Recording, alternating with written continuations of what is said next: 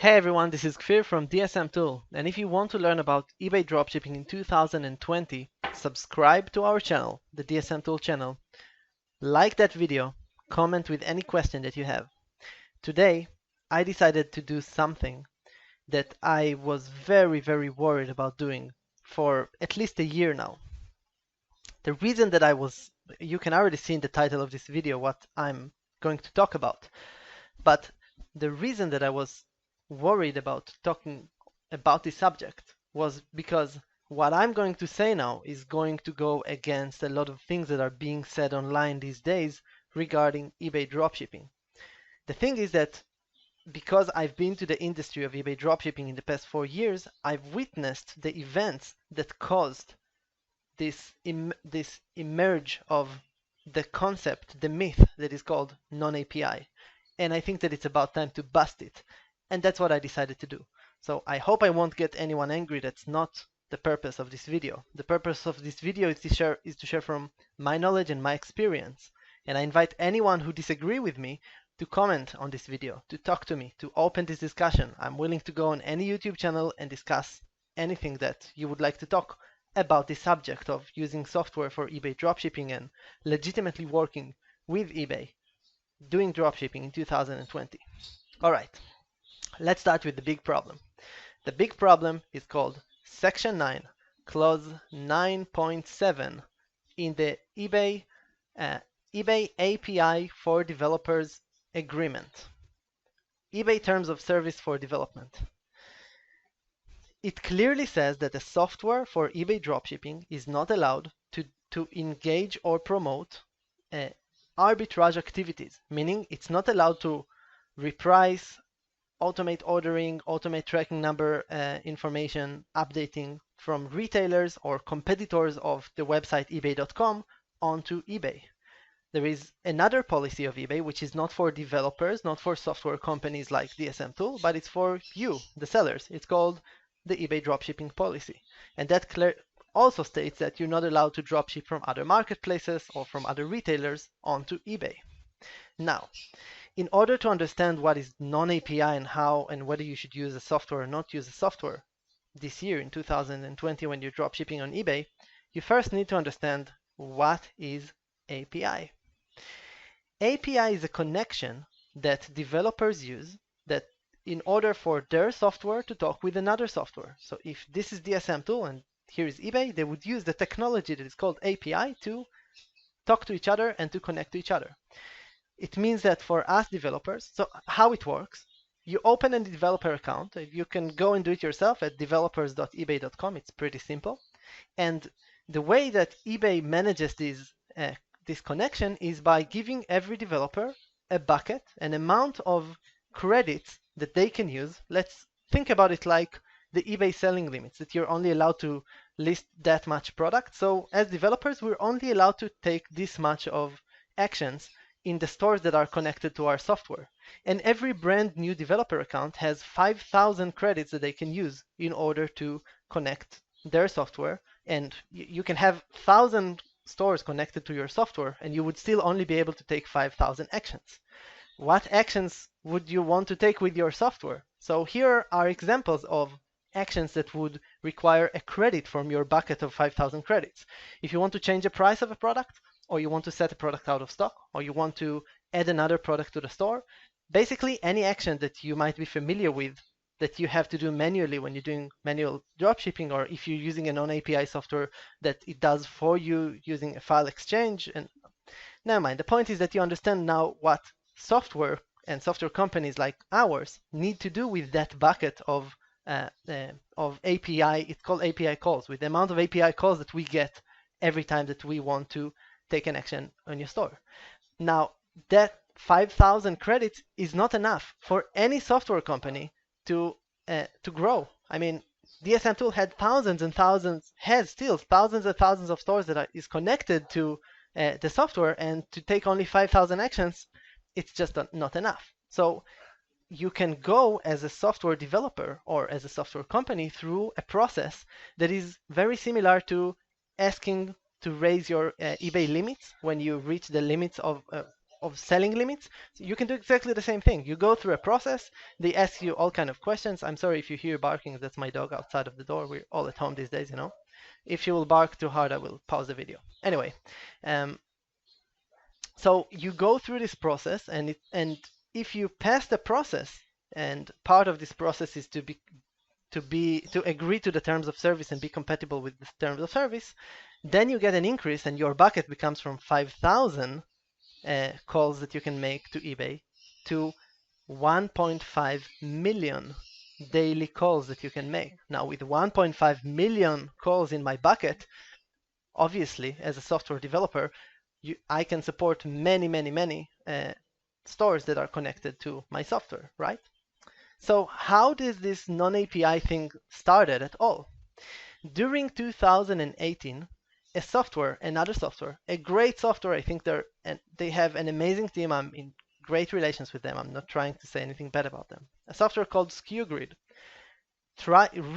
they had so many customers that they reached the bigger bucket, not just a small bucket of 5,000 API calls that they can make every day, but the big bucket of 1.5 million calls that they can make every day. And just like you, the eBay sellers, they decided to ask for an increase of that bucket. They contacted the eBay support and they said, can you please increase the amount of calls that we can make? And then eBay reviewed their application and decided that it doesn't stand in the terms of service anymore and decided to shut down their developer's account for good. Kind of a problem for a software company to in one day lose their developer account. It's a very dangerous act that pretty much can close your business. So SkewGrid had to come up with a solution. The first thing that they thought to do, and I know that that's what they tried to do because Anton, the CEO of SkewGrid, contacted me on the day that it happened looking for help.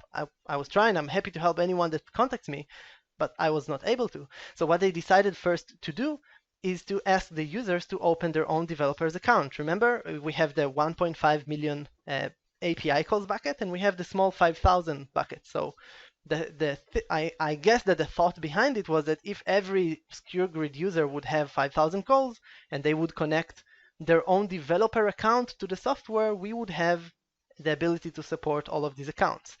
That didn't really work, and accounts started getting suspended. I don't know why, but I saw posts of people saying that their account got suspended where they tried to use it. So SkewGrid said, all right, that's not a solution. We'll look for another solution. And when they looked for another solution, what they found out is that they can develop their software to work with something that is called file exchange, which I don't even see the point of going into right now. It's like using kind of Excel files in order to update your eBay account. So they developed a software that is called NonAPI, which is not working through the bucket of API calls that you can make every day, rather works with Excel files that are being uploaded to your eBay store. Now, that was a great solution SkewGrid, they have over 800 websites that you can work with. Until today, they are the biggest suppliers directory if you want to do eBay dropshipping, and that's great for their software. But it's definitely not required for any other software. It's not required for DSM Tool. No other software in the industry actually needs that non-API solution. But at the same time that everything happened with SkewGrid, another thing happened, which is that eBay sellers, there were a lot of eBay sellers that were doing dropshipping from retailers, mostly from the big three retailers, Amazon, Walmart, and Home Depot. And one of the most common things for eBay dropshipping sellers to do was to use a feature called promoted listings. It's an eBay feature that pretty much promotes your listings. It's pretty straightforward, right? So it drives more if you pay a certain amount, like you pay a percentage from the sale to eBay if they would get you the sale, and they advertise for you no matter where. That's not the point. We can make another video about what is eBay promoted listings. The point is that eBay started detecting people who are doing dropshipping from retailers, mark them what's so-called today flagged their account, and they saw you could see posts of graphs going down, like all of the promoted listings just going down because the account has been flagged for dropshipping, and now they get less visibility, meaning that those accounts, those eBay stores started getting less and less views on the eBay platform. Now, Somehow, people on YouTube, I guess, connected the two things together and decided that the software that they were using is the problem, is what causing that problem and what causing those accounts to get flagged. And if you don't use the software, it's what's going to solve the problem for you. And how did they prove it? They created fresh new eBay accounts. They posted products manually without the software on those accounts. And guess what? Their accounts worked perfectly. Everything was fine. They even were able to use the promoted listings feature. The problem is that those new accounts were not yet detected by eBay. By the eBay algorithm that got all of the older accounts flagged, those new accounts did not yet get there. That's not the case anymore. Today, if you are dropshipping manually, and I have a proof of that, as you can see, I hope that you can see on the screen now, a conversation that I had. I saw a post a couple of days ago of someone posting, hey, I just got flagged after I made my first sale on eBay. And I immediately asked him, hey, are you working manually or using software? And he said, I'm working manually. And I was like, yeah, of course. I've seen I didn't see hundreds of those cases, but I saw enough of those cases to know that, and I already know for a long time that it's not related to your software, so it made a lot of sense. And that, and I also started seeing finally people that are talking, for example, Sawar Odin from the Financial Freedom Network, who was also talking about, was also breaking this myth and was proving that eBay, that it's not related to what software you're using. You're going to get flagged depending on what suppliers you're using when you're doing eBay dropshipping and not what software you're using when you're doing eBay dropshipping. So let's talk about what eBay wants. And in order to talk about what eBay wants, I want to share with you what we've been going through in eBay in DSM Tool. In 2016, when me and my brother Ofer started the software company DSM Tool, and when we launched it, it started going amazingly viral. Like, I can't even explain to you how many people online on YouTube that talked about eBay dropshipping talked about our software, and that was amazing. One of the things that happened a couple of days after we started is that I got a call from one of the biggest eBay sellers in Israel, a guy that was managing stores with over 1 million products in his store. And he wanted to discuss some collaboration. It never yielded. Never mind, that's not the point. What I found out in that meeting is that first, there are people that manage millions of products doing dropshipping on eBay, and then they sell the product on eBay. They post thousands and thousands of products on their eBay store, and then after those products are being sold, they're sourcing them from Amazon and shipping them to their customers. They did it mostly from Amazon, a little bit from Walmart, and a little bit from Home Depot, the big three retailers. And another thing that I learned in that conversation is that he has an account manager, and that there is an account manager in the Israeli eBay office that manages only accounts of people that are dropshipping from retailers on eBay. There was an account manager only for that. So obviously I wanted to get in touch with her, and we got in touch with the account manager, and our team went on a visit in eBay's offices, and we participated in discussions about in eBay's offices. We were invited to talk. Never mind about what were discussions about. That's not the point. The point is that it was 100% legitimate to dropship from retailers onto eBay.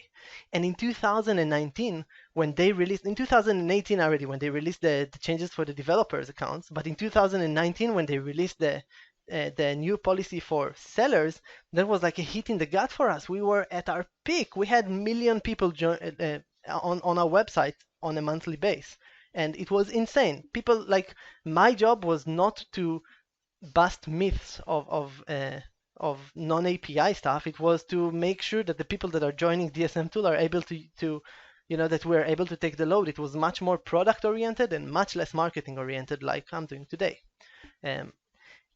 And when eBay decided to make the change, as I said, it was like a hit in the gut for us. There were a couple of things that were happening in the eBay dropshipping industry, and because eBay dropshipping is still so popular, it's important for me to mention what happened.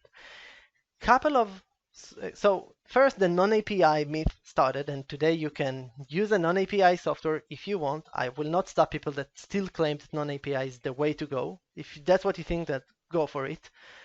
But you should know that non-API features are usually being charged for, so you're being charged extra for it, and that you have to keep your computer on 24/7 with your browser open because that's the only way for it to work. Or there is another solution, but guess what? It also costs money. You can um, you can pay a subscription for a remote desktop computer that is running 24/7 on a server, and then over there you open your browser, and over there the software will work instead of just using an API connected software, which is perfectly fine. Anyway, when the new policy came out, after all of this wonderful time that we had with eBay, some software companies decided that they're going to go the darker way. And I have nothing against anyone who chooses make your own choices. I will talk about the risks later, but they decided to go the darker way, and the method that they decided to work with is they said, if we give a good customer support, eBay won't mind if we're still bombarding thousands and thousands and thousands of items from the big retailers, and we list them on our stores and we try to sell. We do exactly the same thing as we did before, only that instead of using one account, we're developing a network of fake identity accounts. It's called stealth accounts, and we can build 30, 35 stores like this, and more and more. I know I saw someone selling 100 fake identity stores, and so that's one thing that happened. And we at DSM Tool decided, because of our relations with eBay, that we don't want to go that direction. eBay said don't dropship from retailers. Let's see what we can do to, as much as possible, comply with that requirement. So the first thing that we did is we added to our platform that was the immediate action, 5 suppliers that we consider as legitimate suppliers, which are dropshipping friendly. So suppliers like Banggood and China Brands and Gogomol, which doesn't work today. And since then we added CJ Dropshipping, a very, very reliable supplier, and Costway and Wantify, all of these names that you're not familiar with. If you're not familiar with them, it's because they're not retailers. They're suppliers these are websites who are specifically oriented for dropshipping. So they're looking for dropshippers. They only source products that dropshippers would want to sell, and you can use them if you want to sell on your eBay store. Having that said, we also added more than 50 other websites, and some of which are retailers, which I have to admit, I know it's still against the policy of eBay, but the idea behind it was that what we knew, what we understood, what we've been told all along, is that the reason that back in 2016 and before that, the reason that eBay allowed and had an account manager, and I can't vouch for it. I'm not speaking on behalf of eBay. I'm not allowed to do it. I don't want to get sued by it one day, from eBay saying that I said it. No, I'm not saying that. The thing is that, but the rumor or what I believe that happened is that eBay allowed this type of this business model between Amazon to eBay because Amazon's catalog was just bigger. It probably still is bigger. There is more variety of products. Maybe it's related to the fact that a lot of people are doing private labeling on Amazon and developing their own brand. So the catalog of Amazon was much, much larger than the catalog of eBay, and so eBay didn't mind that we help them build that catalog. But today, when it's much, much less relevant, they have other problems with people that are doing dropshipping and posting thousands and thousands of products on eBay against the policy, obviously, that they since then launched. The point is that we decided to add all of those websites that you can source from, more than 50 websites that you can use, including legitimate suppliers, including, by the way, very soon wholesale suppliers that you will be able to use for your eBay dropshipping business. We decided to add all of these small retailers because we said that if you are going to source not thousands of products and list them on your store, if you're going to use a software like Zik Analytics, which is a remarkable software for market research, and then you will find a trend and you will look what products to match to this trend. Instead of just going to Amazon and finding the products, you would go to 10 different websites in that niche. Let's say toys or electronics or whatever you're dropshipping. There are 10 different websites for each category that you can think of that DSM Tool supports. Then you will be able to find unique products that doesn't even exist on eBay. These could be your golden eggs. It could become your best sellers. You could sell them, and that would be something that, again, would still be against the policy technically, but would be far more legitimate in how eBay treats it, and far more beneficial because you actually bring value. So these could be similar products to bestsellers that, like when you source products on eBay, usually what you do is you find either competitors or general trends, and then you find the best-selling products from your competitors, and you try to match them with either the same product for a lower price. If you're looking in 10 websites, you're doing a price comparison, you have the chance to find the exact same product for a lower price than it is on eBay, and then you reduce the price on the eBay marketplace. You bring eBay value, you bring the eBay customers value, and that's something that I think worth doing. Or you would find, or the other thing that you do is you find those bestsellers and then you source similar products to them, and similar products, as I already stated, with 50 different suppliers, you can probably find.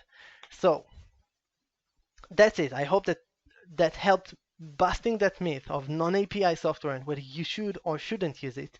And I just want to end with the most important conclusion of this video, which is that if you are being told that, or